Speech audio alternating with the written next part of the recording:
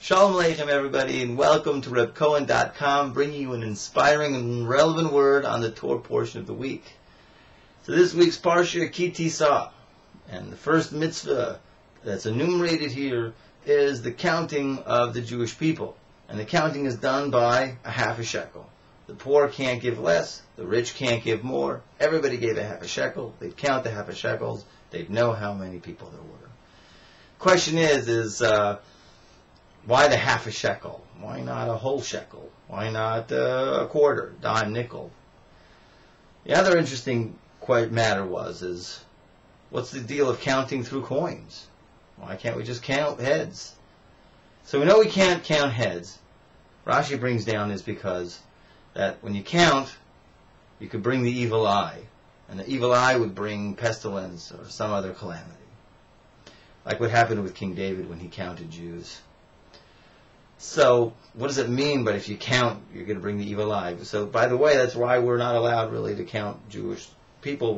We go into a room. If you need to count for minions, so you have to say a verse with like 10 words in it. Hoshia et amecha uvarech et nachalatecha.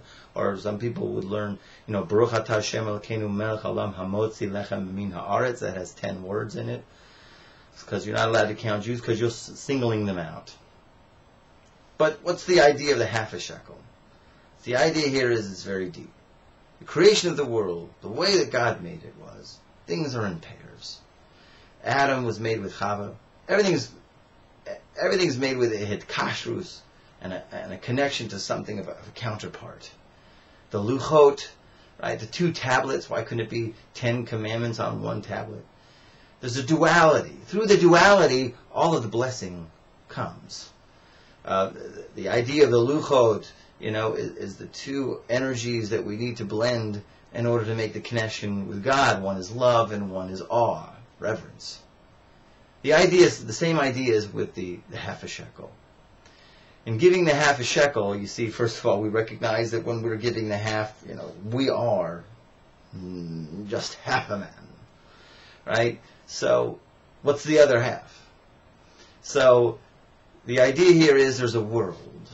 The world is called Kol Yisrael, the general energy of the Jewish people. And in this energy, this klal, this generality of the Jewish people, there's no sin, there's no blemish, there's no blockages at all. An individual, on the other hand, he's got all kinds of mistakes that he makes and blockages and things like that. So when he gives the half a shekel, he's recognizing in himself that as an individual he can't make it. He can't make the connection, the ultimate connection. But when he gives the half a shekel, he's realizing there's another half a shekel. The other half a shekel is the unitedness of the Jewish people. And in connecting to the unitedness of the Jewish people, he's connecting to the higher source, the source where there's no blemishes and no blockages, and there all things can be achieved.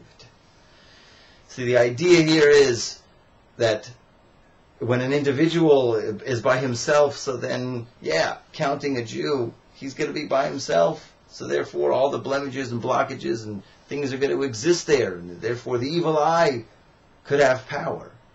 But when we do this thing, and really we're giving the half a shekel all the time. This is why when we do a mitzvah, before a mitzvah, we always say, B'Shem Kol Yisrael, for the sake of all of the Jewish people. Talis, tefillin, prayer, tzedakah, whatever it is. The idea, concept should be, in mind, should be, I am now connecting to the other half a shekel of Kol Yisrael. And in doing that, we can fully reach our potential. Good Shabbos.